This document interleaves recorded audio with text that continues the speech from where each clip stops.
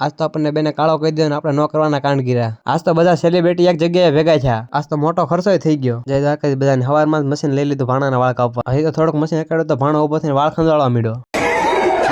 ગમે એમ કરે બાકી હું એને મામો છું ઘારી તો કરી જ નાખી. મારી પાસે આવીને પ્લાસ્ટિકના ગ્લાસ માંગતો હતો. મેં આપ્યા તે રિહાઈને વહી ગયો ને મમ્મીને કહેવા. આમ તો જોઈ કેવા નાટક કરતો કરતો કેવા જાય. આમ તો જોયો નખા લોટના ડમાસ લોટ લાવીને મારો ગાલ આખો ભરી દીધો. ઘડીક ખાલી એકલો મેકલો તેના કાંડ જોવા મળ્યા. મગ ને ધૂળ ને બધું ભેગું કરી દીધું. નીકળી જા બેંકે જવા જેટલા પૈસા એટલા ઉપાડી જ લેવા છે. બહારથી આવે એટલે બેન હાટું 5 વાળી ક્વોલિટી લેતો કહી દીધું મારે રહે તો મજા કરી.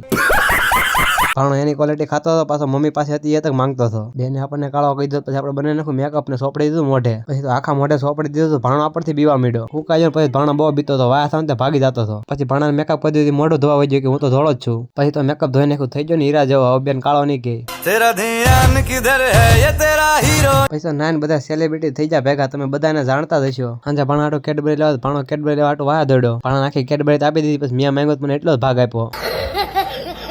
રાતે ભાણો આપણી બાજુમાં બેઠો રીલ જોતો હતો ને આપણે વ્લોગ એડિટ કરતા હતા. કાલે રાજુલા જાન કેટલા હજારનો ખર્ચો થયો જોવા માટે ફોલો કરવાનું ભૂલતા નહીં.